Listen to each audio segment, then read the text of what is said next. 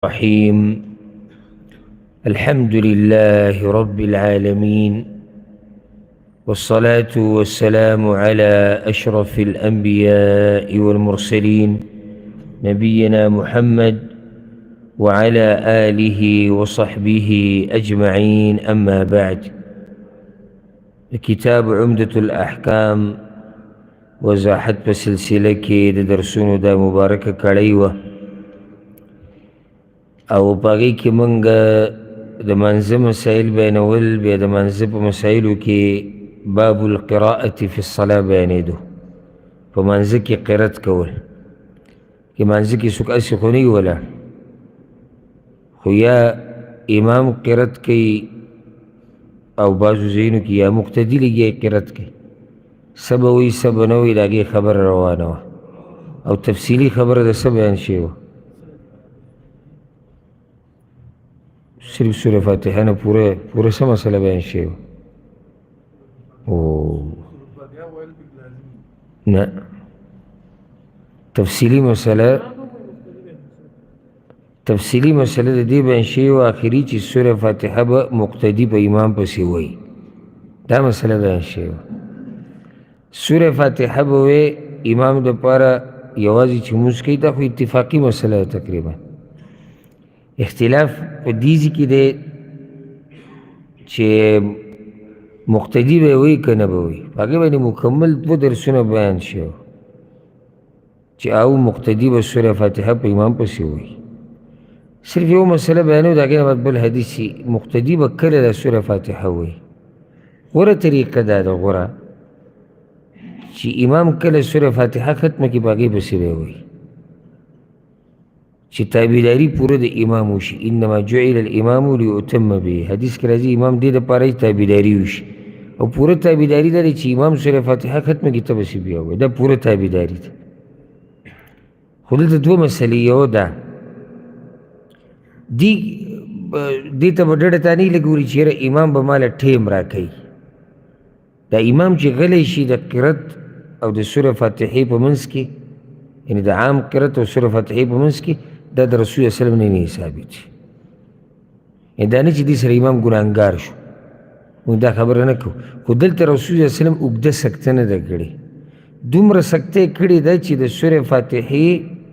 او د دې بل صورت فرق راشي. بس دا نه چې وللضالین آمین ویل لکل، دا لږ صبر وکړي چې پته شاته ولګي چې دلته سورة فاتحه ختمه شوه، صرف دومره بس. نو هغه داسې وللضالین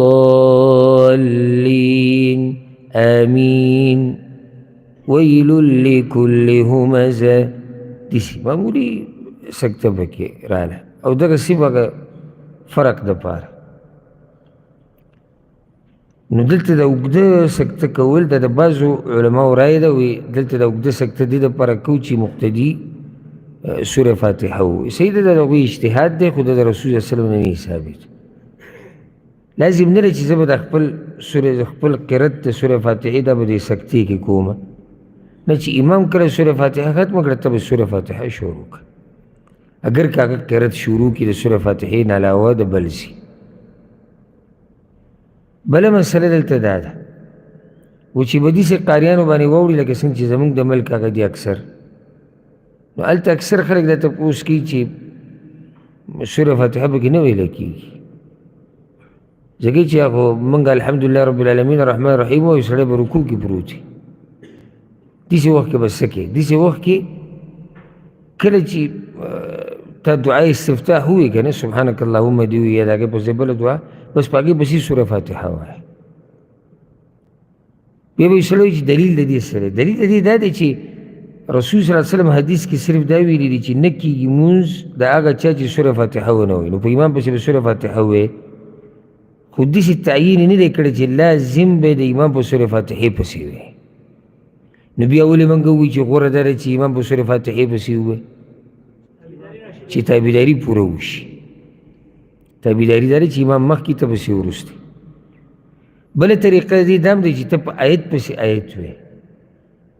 امام الحمدلله رب العالمین وایي، ته الحمدلله رب العالمین الرحمن الرحیم الرحمن الرحیم. دا هم طریقه ده، دې کې هم تابعداري پوره راځي. مقصدی خبره څه ده؟ سوره فاتحه ویل پکار دي. اوس دا مقصدي خبره ده. حدیث راوړی د هغې نه بعد د ابو قتاده الانصاري رضی الله عنه وكان رسول الله صلى الله عليه وسلم يقرأ في الركعتين الأوليين من صلاة الظهر بفاتحة الكتاب وسورتين. ورسول صلى الله عليه وسلم بد ماسپخین په د اولني دو رکعاتو کې سوره فاتحه وي ورسره به دو سورتونه نور وي، یعنی صرف سوره فاتحه به نه وي، سوره فاتحه پسې به نور قرأت هم کو. يطول في الأولى ويقصر في الثانية. أولنی رکعت به اوږد کو، دویم به د هغې نه لږ لنډ کو. ويسمع الآية أحيانا، أو کله ناکله به موږ ته آیت هم واورو. وكان يقرأ في العصر بفاتحة الكتاب وسورتين. او دغه شان به د مازدیګر په مانځه کې په د اولني دوو رکعتونو کې سوره فاتحه وي، ورسره به دوه سورتونه وي. يطول في الأولى ويقصر في الثانية. اولنی رکعت به د مازدیګر هغه هم اوږد کو، دویم به پسې لنډ کو. وفي الرکعتين الأخريين بأم الكتاب. او په دې وروستنو دوو رکعتونو کې به صرف سوره فاتحه وي، سورت به ورسره نه وي. وكان يطول في الركعة الأولى من صلاة الصبح ويقصر في الثانية. السحر په منځ کې به هم اولنی رکعت اوږد وي، اوږد کو، دویم به لږ لنډ کو. دا حدیث اصل کې دې دپاره راوړی دی، بنیادي مسله هغه دلته دا ده چې سوره فاتحې نه بره هم قرت شته. صرف خبره سوره فاتحې نه ده، خو د سوره فاتحې نه علاوه چې کوم قرت دی که نه د سنت طریقه ده. بلکې امام ابن قدامه رحمه الله وی د اهل علمو په دې باب کې اختلاف نشته، موږ ته اختلاف نه دی معلوم چې دا قرت چې دی د سنت طریقه ده، واجب نه دی. یعنی کله ته سوره فاتحه ووایې نو سنت طریقه دا ده چې په دې اولنو دوو رکعتونو کې بسې بل څه قرآن یو ځای ووایې. کله به دا وی مقتدي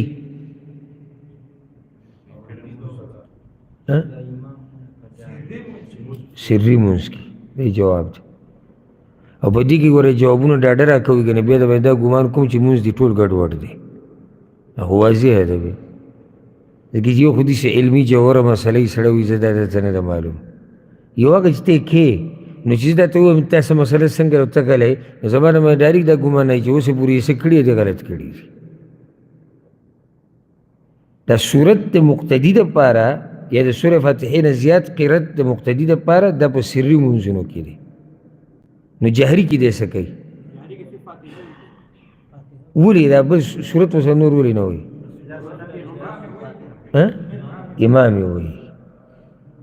د امام قرت ته غوږ ایښودی دي که نه، ځکه چې قرت جهري نه دی، جهري دی که نه. چې ځان لمونځ کوي او امام د هغه خبره واضحه ده چې ځان لمونځ کوي او یا امامي دی، خو په هر منځه کې کوم چې څلور رکعته مونځ دی یا درې، په هغې کې اولني دوه رکعتونو کې به سوره فاتحه وایي، ورسره به نور قرات کوي. خو چې مقتدي نو دی به صرف سوره فاتحه وایي، نور قرات به نه کوي. چې کله مونځ جهري لکه سحر مونځ دی، ماښام مونځ اولني دوه رکعته دي، ماسوته مونځ دی، هر چې ماسپښین مازدیګر دی نو په دې کې به مقتدي ورسره نور قرات هم کوي. دا موږ چې مونځ لږ اوږد شي ولې تنګېږو؟ ځکه چې لا بعضو مولیانو پکې دا هم ویلي دي وایي ایس هم مه وایه، ایس هم مه وایه، بس غلی ودرېږه او سبحان الله الحمدلله الله اکبر ووایه هم ستا مونځ کېږي. نو دا سړی چې داسې ولاړ دی دا دې تنګېږي به نه؟ لکه څه وکړي غریب. او دویمه لارې دا ده بیا به خپل حساب کتاب کړي، سوی ګټلي دي، سوی لېږلي دي، سوی راکړي، لازم به راکړي چې نور څه نشته. خو که دته مونږ وایو چې ته سوره فاتحه ووایه توجه یې برابر ده، ورسره نور قرات هم وکړه په سري مونځونو کې، د دې توجه برابر ده. نو امام چې رکوع لازم دغه ټیم کې یا دی لګي قرات کې یا دغه ټیم له قرات ختم کړي، نو توجه یې مانځه ته برابر ده. او ځکه دا په هغه مسله باندې یو رد دام کې علما چې کله موږ دا ووایو چې نه مقتدي به غلی ولاړي ځکه چې دی به د امام قیرت اوري اول ته زر موږ ووایو چې الله قرآن کې وایي چې قرآن ویلی کېږي نو غوږ ورته کېږي نو په هغوی دا اشکال واردېږي چې دا خو صحیح شوه ځه ستا سره ما دا خبره لږ ساعت له ومنله نو دا خو په دې جهري منځونو کې د دې امام ته غوږ ایښودی سري کې د چا ته غوږ ایښودی ته خو په سري کې هم د سورې فاتحې نه منع کوې که نه چې سري منځونو کې به هم ته څه نه وې نو په دې سري منځونو کې مقتدي چا ته غوږ ایښودی دی چې تا منع کړی دا اشکال په هغوی باندې واردېږي نو فایده ګوره د قرت دا شوه د سورې فاتحې چې د سړي توجه برابري دا مسله ورسره یاده کوي ګوره که یو سړی قصدن عمدن سورې فاتحې پسې زیاتي قرت ونه کړي په دې اولني دوو رکعتونو کې نو مونځ یې صحیح دی صحیح په دې دی ځکه د سنت طریقه پرېښودې ده واجب یا رکن هغې نه دی پرېښودی دا سوالونه راځي چې نن کومې مسلې بیانوم بلکې هره مسله خو کله ناکله داسې مسلې راشي چې هغې تپوسونه ډېر زیات کېږي یو سړی ماسپښین مانځه کې صرف سوره فاتحه یې ووایي مونځ وشو وشو د سوره فاتحه یې ونه وي ولې رکن دی او صرف ګوره په دې مانځه کې دا یو رکن نه دی دا په هر رکعت کې رکن دی دې پسې زیاتي قرت د سنت طریقه ده چې دې وکړو الله پې اجر ډېر درکوي او د رسول صلی وسلم مکمل تابعداري ده خو سنت کار چې کله سړی پرېږدي په هغې سړی ګناهګارېږي نه صرف دومره تا ته یو سړی ویلی شي چې یاره اجر دې هغه امره ونه ګټو لکه یو سړی دا وایي چې زه لاړم عمرې دپاره او حجر اسود مې ښکل نه کړو طواف په دوران کې طواف یې صحیح دی څه چلو شو اجر د حجر اسود د ښکلولو ته پاتې شو بس نور خو څه خلل رانغی دغه شان چې دې سړي دا مونځ وکړو مونځ یې صحیح دی بله مسله دلته دا ده سنت طریقه دا ده او د بعضو حدیثونو دا مسله ثابته ده موږ د مشکات په درسونو کې دا تفصیلا ذکر کړې وه کله نا کله دا تش رکعتونه ډک کول کله نا کله اکثر نه اکثر د رسول وسلم طریقه دا ده چې اولني دوه ډک وروستني دوه تش کله نا کله دا څلورونه ډک کول د سنت طریقه ده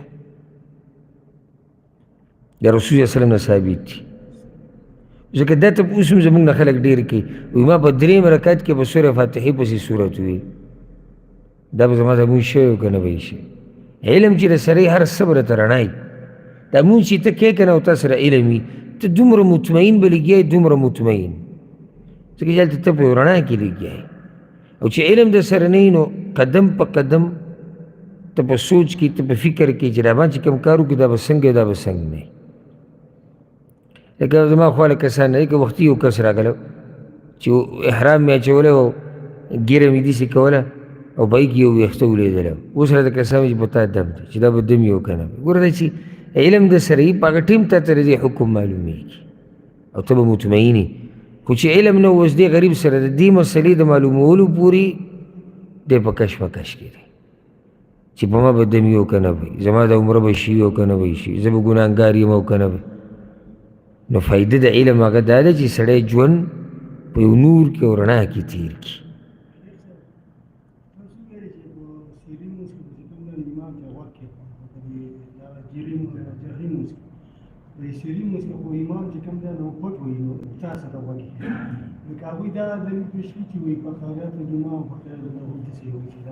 نو د هغې ما جواب کړی ته به تېر شوي درس کوي د هغې نه مخکې درس کوي نه حدیث جابر رضی اللہ عنہ من کان له امام فقراءة الامام له قراءة د امام قرأت ته مقتدي قرأت ته ما دې خبره کړې چې دا د محدثینو په نس کمزوری دی او وجه د کمزورتیا بیان شي ګوره نقصان دی چې یو درس لرانلی سلسله په تا ټوله ګډوډه شي دا دین او دا علم د دې سلسله ده او دا نه چې زه به سر اوچتوم لګوم به چې کم یو حاجي صاحب محترم پکې نه دی راغلی کم یو پکې زموږ ملګری نه راغلی زه دا به بیا شي او هر یو دپاره بیا شي داسې خو هم نه کېږي. نو داسې یو فایده پکې بله مخې ته راغله چې کله سړی د درس نه بیانونو د اورېدو نه غیر حاضره شي، په ده باندې سلسله په منځ کې پرې شي. سلسله د جذبې خو پرې شي، زه د هغې خبره نه کوم. یو سلسله ګوره د جذبې هم ده، هغه هم د سړي ختمه شي. سلسله د ایمان د زیاتېدو هغه هم کمه شي. دا خو زه منم نه، او که دا دې راته ووایي او قسمونه پرې وخورم نه یې منم چې نه، زه خو ګوره درسونو له نه راځم، خو زما ایمان ګورې دا دلته درسونو کې چې ناست دی دوی دې نه زیاتېږي روزانه په کټ کې. یا فیسبوک ګورم او زما ایمان ډېرېږي، بازار کې ګرځم زما ایمان ډېرېږي، ډوډۍ ته ناست یم او خوا دې خوا ته وځم زما ایمان ډېرېږي، او تاسو دې درسونو ته چې ناست یې ستاسو ایمان څنګه ډېرېږي؟ دا خو زه نه منم. سړی به چې د غیبو خبرې، د غیبو خبرې نه دي، ولې الله موږ له عقل لا کړی، موږ له پوهه راکړی. ایمان اخو د دین په اورېدو سره ډېرېږي، په دیندارۍ سره ډېرېږي. نو دا یې یو سلسله د پتا باندې پرې شي. نو دا اوس ګوره د دوی ذهن ته څومره ښایسته سوال لاړ او د دې جواب شوی و. ښه، د حدیث کې دا دي چې اولنی رکعت به اوږد کو، دویم به یې لنډ کو. دا مستحب طریقه ده. په دې باندې علماو نور هم دلایل ذکر کړي دي، دا یو پوره دی ځکه چې بیا وخت ډېر پې لګي. حکمت دې کې دا دی چې اولنی رکعت دپاره اولنی رکعت دې اوږد کړو، که څوک دې یعنې چې ډېرو خلکو ته موقع میلاو شي چې هغه په دې منځه کې د اولني رکعت نه ګډون وکړي. پوه شوې پکې؟ ګوره د امامتۍ دپاره رسول الله وسلم شرطونه ذکر کړي چې دی به قرآن په قرت ښه پوهېږي، دی به د رسول الله وسلم په حدیثونو ښه پوهېږي. ولې؟ د دې دپاره کم سے کم چې د سره فقه د مانځي خو د مانځه خو یي که نه، چې دی په مانځه په مسایلو خو پوهېږي که نه. زمونږ ډېر د افسوس سره دا خبره کوم، زمونږ په جوماتونو کې داسې ډېر قاریان به راته میلاو شي او براینام مولیان چې هغوی د مانځه د مسایلو نه وي خبر.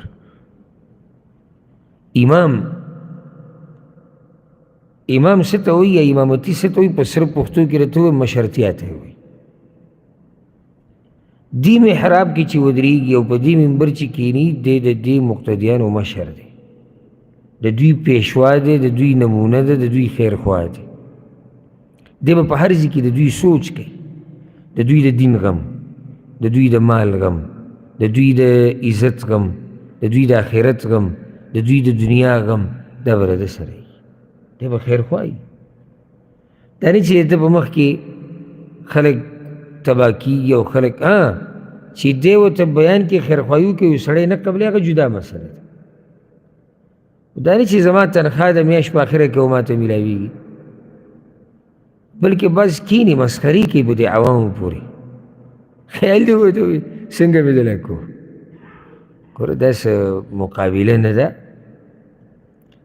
زه ما تاسو ته مخکې ویلي، زما د په الله قسم که په دې پښتنو کې حق پرست علما ډېر وي، قرآن او حدیث بیانوونکي، موږ والله که دې منبر ته غاړه ایښودی وی، دا وړه خبره ده. د دې قوم به الله تپوس کوي چې تا څه ویلي دي، څه دې نه دي ویلي. امانت دی. نو د دې بعضو نه د زړه نه د هغه یره د الله هغه ختمه شوې ده. هېڅ احساس ورته نیسي چې ما نه به تپوس کېږي. دومره به دا امام د مقتدیانو خیال کوي چې اولنی رکعت به دوی دپاره لږ اوږد کړي. او ما تاسو ته ویلي زه ملک کې ومې پیر ماښام منزل تلم، نو بس دغه اذان و زما روانېدو چې ورغلم جو یار تقریبا دویم رکعت ختم کړی و. نو بیا ورته ما وویې وروسته ما مولوي صاحب هسې رسول صلی الله علیه وسلم به د اولنی رکعت اوږده ونه د دویم نه وي زه یې لنډوم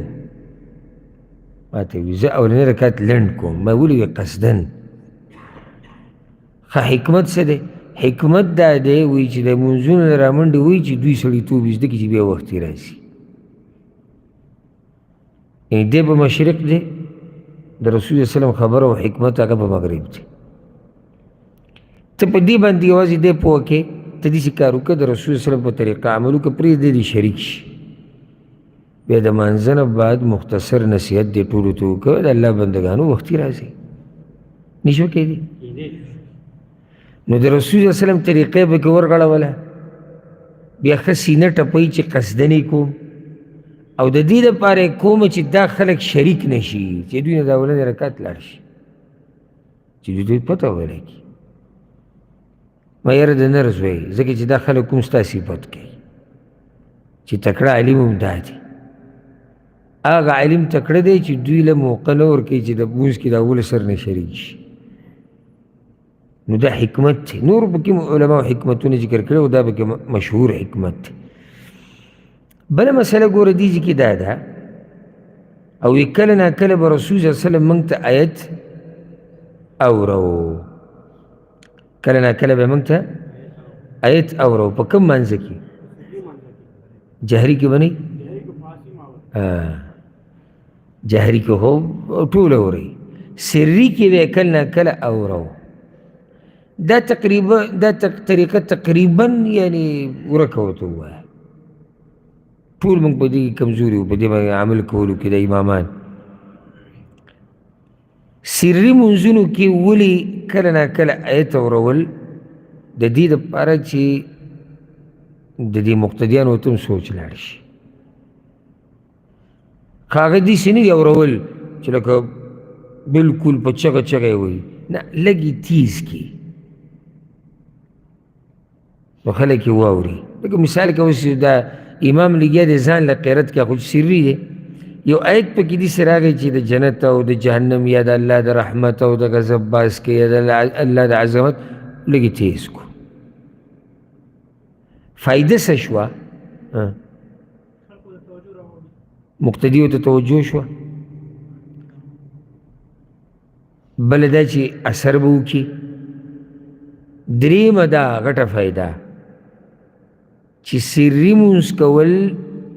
سنت طریقه ده خو که ته دا سري جهري وکړي بیا دې مونځ صحیح دی دا بله مسله راووته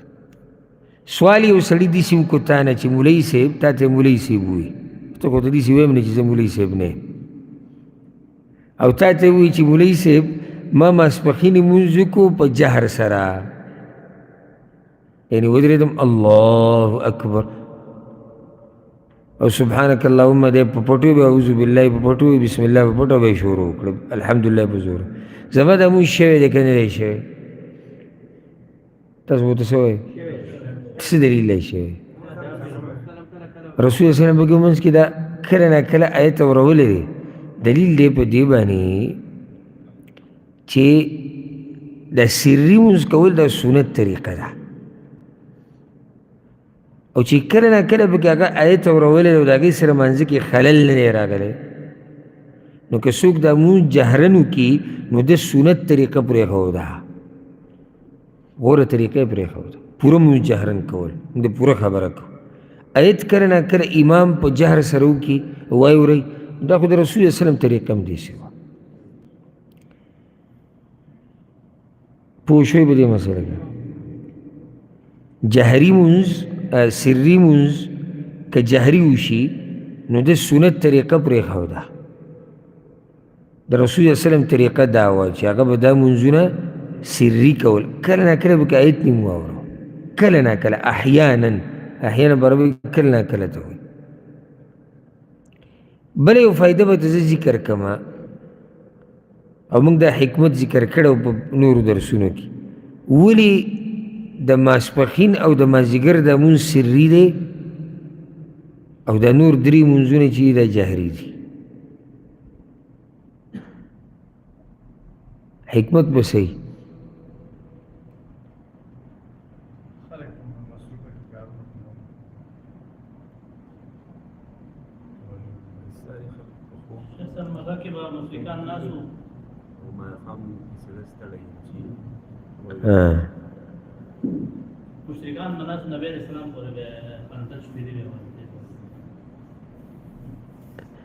کیدی شي ستا د خو وجه لري د حکمت نږدې هم دا دی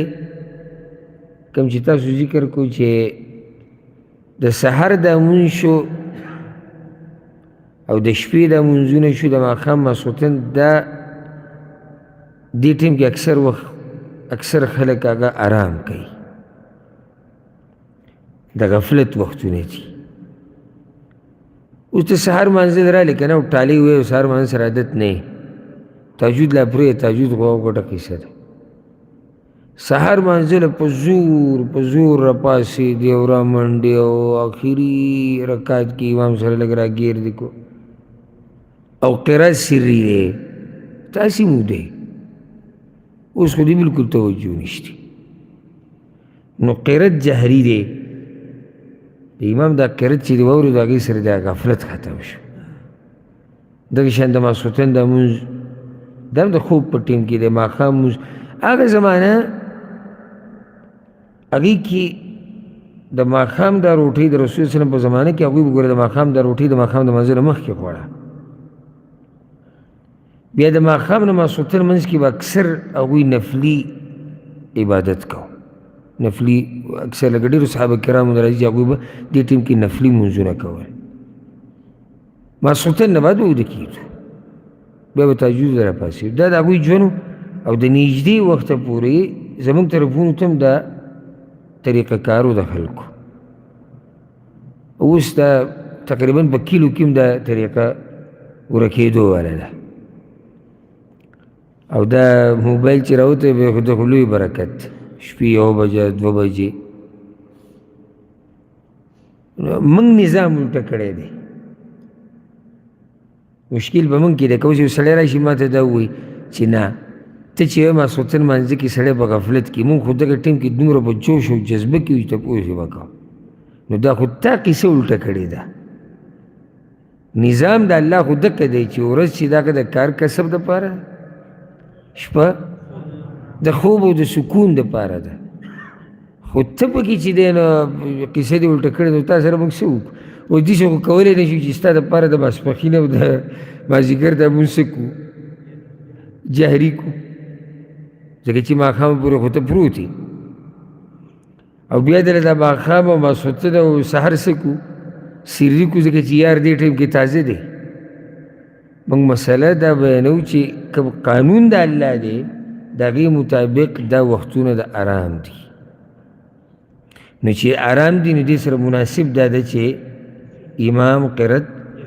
جهر سره وکړي نو خلک که چاله خوب ورځي که څوک سکون طرف ته آرام ته سوچ ته چې کله به وځم نو دې سره هغه رابیدار شي سبحان الله د شریعت په هر کار کې حکمتونه دي دا سوچ مه کوئ چې هر څه داسې دي هسې بې حکمته د الله په شان پورې نه ښایي چې هغه د یو شریعت یو دین راولېږي او په هغې کې د حکمتونه نه وي ښایي د الله د شان سره ده نه ښایي د هغې نه بعد حدیث راوړی د جبیر بن مطعم رضی الله عنه هغه وایي سمعت النبي صلی الله علیه وسلم یقرأ فی المغرب بالطور رسول صلی الله علیه وسلم قرات ما اورېدلی او د ماښام په منځه کې چې سورة الطور یې وي اسې دا به یې دلته د څه دپاره راوړی دا صورت دلته خو اولنۍ خبره کړې نه ده جبیر خو اولنۍ او اخرنۍ سره ذکر کړی نه دی هغوی ما سورة الطور اورېدلی دی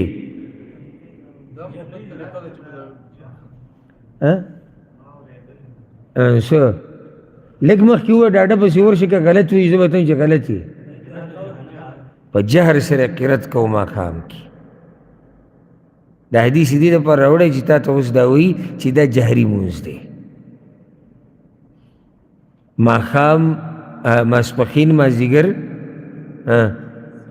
سری دی، اوس تا ته وایي دا جهري دی. څه دلیل دی چې سري دی ماسپښین او مازدیګر؟ وایي کله ناکله به موږ ته آیت واورو. معنی چې عامه طریقه دا ده چې نه یې اورئ. دلته دا دی چې ما ته پوره صورت واورېدو، نو ماښام مونځ دا جهري دی.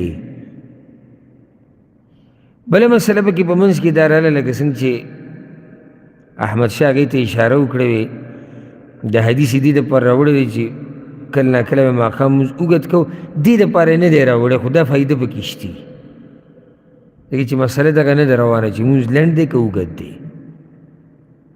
خو دا مسله پکې دننه پرته ده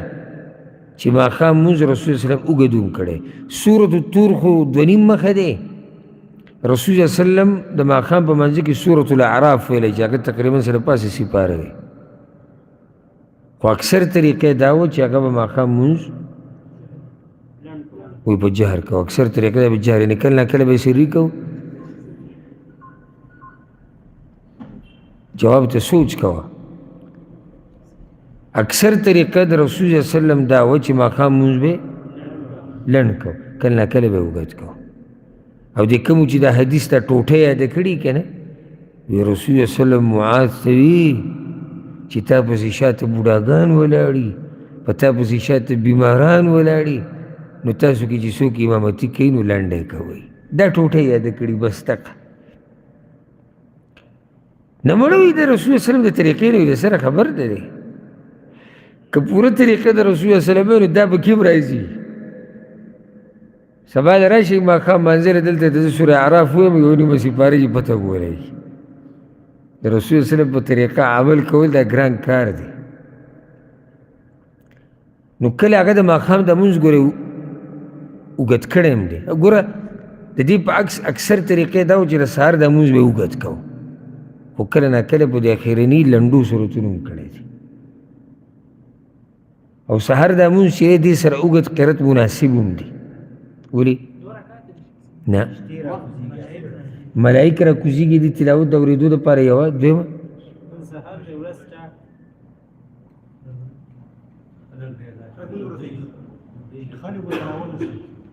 چې خلک ورته راورسي، کیدی شي درېیم کیدی شي بل هغه کم چې مغز دی بلکل هغې له نه ورځي، او هغه دا چې اوږد شي نو که یو سړی په غفلت کې د هغې نه را بیدار شي. او ته منزل راغلې سحر منزل او ما شروع کړه قل هو الله احد الله الصمد لم یلد ولم یولد ولم یکن له کفوا احد. نو خو لا دې ولاړ له زه ترې ووتم، خو چې ښه ښکلی قرت وشي په خوږ اواز سره وشي، زه درته په الله قسم خورم که نه تاسو به دا محسوسه کړي د سحر په دې قرت کې چې د انسان د ایمان څومره ډېرېږي که نه، څه ناشنا مزه وکړي ځکه چې دا هر څه غلي او د دنیا د غوغا او شور لا نه شروع شوی، دومره مزه کوي دغه قرت دغه تلاوت دغه مونځ،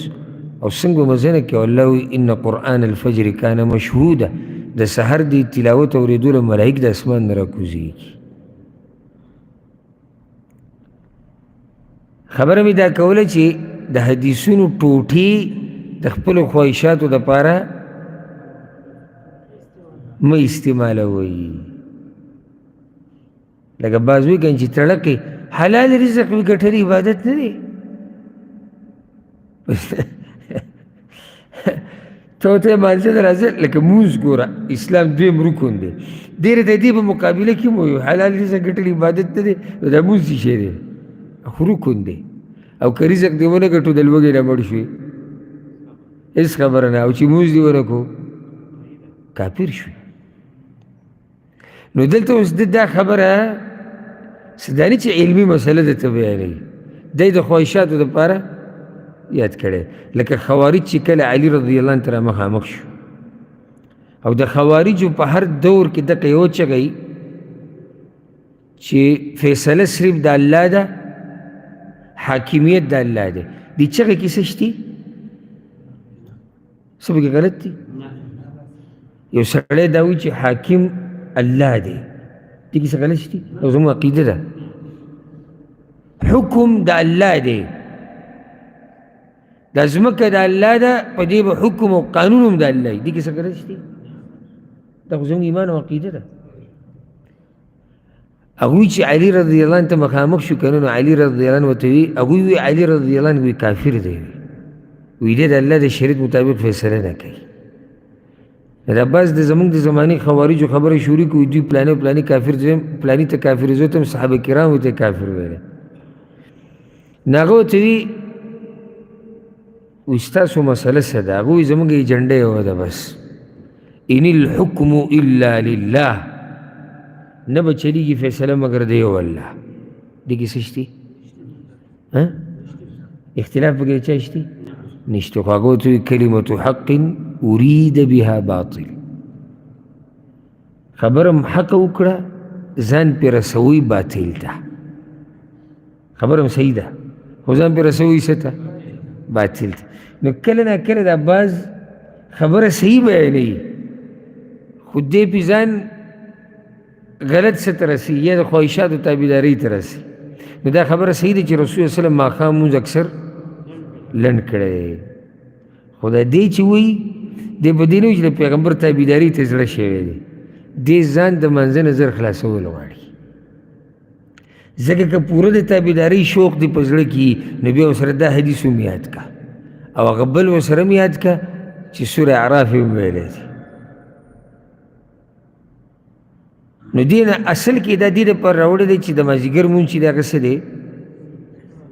سري دی. تا که سري ووایي جهري دی که سري دی؟ ما مازدیګر ووایي ماښام مونځ چې دی هغه څه دی؟ جهري دی. ماښام مونځ هغه جهري دی. دا مسله دې دپاره راوړې ده دې دا حدیث. کم سے کم جهر څومره دی؟ دا فایده یاده کوي. کم سے کم جهر چې خوا کې کسې واوري، یعنی دا دې ته فقها وایي ادنى الجهر، یعنی کم سے کم دومره چې خوا کې کسې واوري. او چې امامي نو پکار ده چې اواز یې امام سره دا مناسب دي. لکه رسول صلی الله علیه وسلم ولی بلال رضی الله عنه ته د اذان د ذمهواري ورکړه، اواز یې تیز و. دغه شان امام له پکار دی چې څوک امامتي کوي چې د اواز دروني تیز خلکو ته ورسي، او چې ځان سره بنګ بنګ کوي. او زمونږ دا خلک اکثر دلته مې لیدلي دي دویمې جمعې ته چې کله نا کله مخکې شي اواز یې راوځي، شاته به دې دا غوږونه څلور کړي یا الله زه اوس په څه طریقه زه دا تکبیر واورم چې مخکې وروسته تېره شي، نو دی به داسې دا به لیکي. بیا چې راوځي وی عربو کې سره دینداري نشته، زاریږه وي زمونږ د خلکو نه. خو ستا موږ ته اوس پته ولګېد اواز دې ته راوتو، صرف موږ په نورو پسې خبرې کوو، خپل ځای صفت کوو. امام له پکار ده چې د اواز ضروري خلکو ته دا اواز ورسي، قرت ورسي، دا ادنى الجهر دی. او دا جهر چې دی دا هم سنت طریقه ده، او دا فایده ورسره یاده کوي نادره. دا ډېرو ملګرو ته به نه وي معلومه. منفرد چې ځان له مونځ کوي ځان له، د ده دپاره مستحب طریقه دا ده چې جهري مونځونه به په جهر سره کوي. او دې مسلې د موږ په دې نه یو خبر ځکه چې زموږ په ملک کې مولیانو دا مسله راوړې ده او کتابونو رااخیستې ده چې که جهر سره یې مونځ وکړو نو مونځ یې صحیح دی، خو سنت طریقه نه ده. او چې سړی پکې سوچ وکړي نو مستحب طریقه دا ده دلایلو په رڼا کې چې په جهر سره دې وشي. که دی یوازې مونځ هم کوي، امام خو واضح ده، ته کور کې ځان له مونځ کوې که نه، نو کوم مونځونه چې جهري دي هغه جهري کوه. او ما تاسو ته چې کم سے کم جهر دا دی چې تا سره خوا کې کسې اوري، دا نه چې ته ولاړ او لازم به ته د امام په شان اواز وي او قشان قرت وي، ته ځان له ولاړې الحمدلله رب العالمین الرحمن الرحیم، دې ته جهر وایي که نه، دا سنت طریقه ده. او ما راته اول نه مې ته وایي چې ډېرو ملګرو ته به دا مسله نه وي معلومه، نو دا یاده کوي او نور ته بیان کوي چې سنت طریقه دا ده چې جهري مونځ به چې ځان له مونځ کوي دی به په جهر سره کوي ځکه چې دا مونځ دی جهري نو فایده څه شوه بیا حکمت پکې څه دی دا اله چې کله دی جومات کې کیدای شي دا حکمت که دی جومات کې او چا مونځ نه کړی به ده پسې به ودرېږي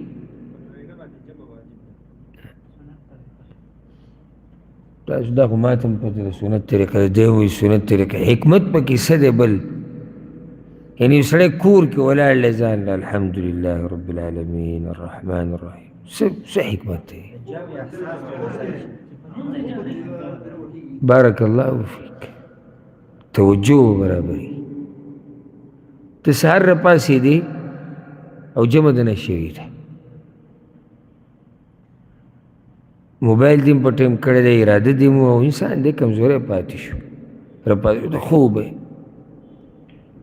هغه اودس دې په مشکل وکړه چې او دا چې ناوخته شي په ده خوب ښه زورور شوی او ته بیا لږ قرت په زوره کې الحمدلله رب العالمین الرحمن ګورې توجه ته څومره برابري توجه بلکل برابر ده خوب د نه مو وتښتېد وجودي چې ولاړې سړي ته خوب ورسي پوه شوي که نه د هغې نه بعد حدیث راوړی دی د البراء بن عازب رضی الله عنه ان النبي صلی الله علیه وسلم كان في سفر رسول الله صلی الله علیه وسلم په یو سفر کې و فصلى العشاء الآخره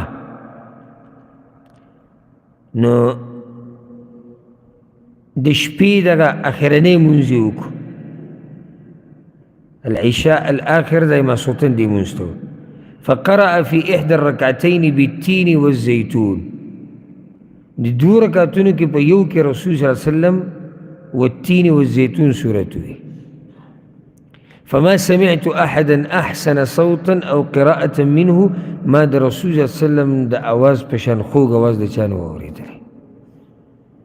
دا حدیث ولې راوړی ماسوته مونځ جهري دی د دې دپاره راوړو تا ته ګوره یو مسله ښایي ګوره د حدیثونو او دا بعض موږ ته وایي تاسو چې وایي چې قرآن او حدیث کې هر څه دي ستاسو دا مونځ پکې شتي نو خو شتي پکې که نه ځکه خو یې موږ کوو چې پکې نه وي نو بیا خو در سره زموږ ستا سره هم جګړه وي چې ستا دا کار پکې نشته نو بیا د پرې موږ ښتي وي چې دا کار دی صحیح نه دی چې یي موږ یې کوو الحمدلله نو دې ځکې دا مسله تا ته ثابته کړه چې ماسوتن مونځ څه دی هغه جهري دی د هغې نه بعد حدیث راوړی د عایشه رضی الله عنها ان رسول الله صلی الله علیه وسلم بعث رجلا على سریه رسول صلی الله علیه وسلم یو کس په سریه باندې مشر کړی او لېږلی و فکان یقرأ لاصحابه فی صلاتهم نو هغه به چې کله ملګرو له امامتي ورکوله تلاوت به وکړو فیختم بقل هو الله احد خو لازم به پکې بیا قل هو الله احد وی که هر څه قرت به وکړو خو اخره کې به څه وي قل هو الله احد وی دا کس دلته خو رجلن ذکر کړی دی بعضو محدثینو د ده نوم ذکر کړی دی بعضو علماو د ده نوم کلثوم ابن الهدم رضی الله عنه او بعضو چې نه دا قتاده بن النعمان دی رضی الله عنه او سریه موږ سیرت په درسونو کې دې وضاحت کړو چې دا تقریبا زیات نه زیات دا 400 کسان 400 نه اوړي یو ټولګی یو جماعت دا به رسول الله وسلم تیار کو هغه به ورسره نه و او په دوی به یو کس مشر کو او دا به یو علاقې ته ولېږل دې ته سریه وایي نو په دا کس یې په سریه باندې مشر کړی نو چې مشر دی نو امامتي به هم کوله نو ده به پکې دا سوره اخلاص دا به وي په قرت پسې به دا وي هر ځای کې قرت به و فلما رجعوا ذكروا ذلك لرسول الله صلى الله عليه وسلم چې واپس رالو دغه خبره رسول صلی الله علیه وسلم ته وکړه نو هغه وی سلوه لأي شیء صنع ذلك د ده نه تپوس وکړئ چې ده دا کار ولې کوو فسألوه هغوی دې تپوس وکړو نو هغه ورله جواب ورکوي لأنها صفة الرحمن ځکه چې په دې کې د رحمان ذات صفات بیان شوي دي فأنا أحب أن أقرأ بها نو زما ډېر خوښ دي چې د الله دا صفات تلاوت کړم نو رسول صلی الله علیه وسلم أخبروه أن الله يحبه نو جواب ورله ورکوي چې الله هم د هغه سره محبت کوي دې حدیث کې بې شماره مسلې دي اصل کې دا راوړی دې دپاره دی چې سوره فاتحې پسې هم قرت شته او دلته دا مسله هم راغله چې جهري قرت بعضو منځونو کې سري دی بعضو کې جهري هم شته دا مسله به کوم بیان شو ګوره هر حدیث کې بې شماره مسلې دا مسله به کوم بیان شوه چې یو صورت په هر رکعت کې ویلی شي لکه دلته قل هو الله احد خو دا فرق یاد کړئ زموږ په قل هو الله احد ویلو کې او د دې کې دی سره نور تلاوت هم کوي نور قرآن ورته هم یاد دی ما او تا ته نور څه یاد نه دي نو زما او ستا که د خوشحالي خبره نه ده بله دا چې دی سوره اخلاص وي نو بې پوهه دی په الله مین دی وي د الله شان پکې بیان شوی ما او تا خبر نه یو چې سوره اخلاص کې څه دي نو داسې نه چې بعض خوشحاله شي چې دا خو دغه صفت موږ کې هم دی کوم چې دی صحابي کې سوره اخلاص پورې هغه منخت او سوره اخلاص پورې موږ منخت فرق دی موږ کې واقع کې کنه نشتی فرق دی که چېرته یو سړی لمونځ وکړي او په اولني رکعت کې سوره اخلاص وي یا سورة الناس یا سورة الفلق یا بل سورت وي دویم رکعت کې هم دقه سورت وي لمونځ یې صحیح دی لمونځ صحیح دی دغه شان دا مسله یاده کړئ په یو رکعت کې دوه سورتونه ویل درې ویل دا به صحیح دي دا مسلې موږ ته نه دي بیان شوي موږ دې سره ناشنا یو او کوم چې زموږ په دې علاقو کې او ملکونو کې ګرځي را ګرځي دعوه دا کوي موږ خلکو ته لمونځونه ښایو دا وایي اکثرو خپله طریقه غلطوي دا مسلې ورته نه معلومې او دا ګرانې نه دي خو هغه پښتانه وایي څه اوبه خړي دي او څه میان ړانده دي څه بیانونکو کمی کړی دی او څه موږ کمی کړی دی موږ توجه دومره نه ده ورکړې چې د الله دین یې زده کړو او هغوی دومره توجه نه ده ورکړې چې موږ ته دا مسلې بیان کړی نو په منبر راته یو څو روټوني خطبې بیانوي او بس کیسه ختمه شي په هغې سره او موږ هم مزاحمت نه دی کړی چې مولوي صاحب ته یا سابیاق صاحب ته یا استاد جي ته ووایو چې چېرته علمي مسله به کې موږ ته بیان کړي ته خو دغه یو څو خبرې په مخه موږ ته بیانوي دغه موږ مزاحمت نه دی کړی ځکه چې دا زحمت به هغه سړی کوي چې د هغه شوق وي چې دین نه زده کړي چې دین یې زده کړي دا اهمي مسلې دي یو صورت په ډېرو رکعتونو کې ویلی شي او په یو رکعت کې ډېر صورتونه ویلی شي بله مسله ورسره دا یاده کړي د قرت مسله ده غوره طریقه دا ده اولا چې صورتونه په دغه ترتیب وویلی شي په کوم ترتیب چې قرآن کې دي اولا ورته موږ په دې ووایو ځکه چې دا اکثر د رسول الله وسلم طریقه ده د اکثر ټکي نه تاسو څه فایده میلاو شوه څه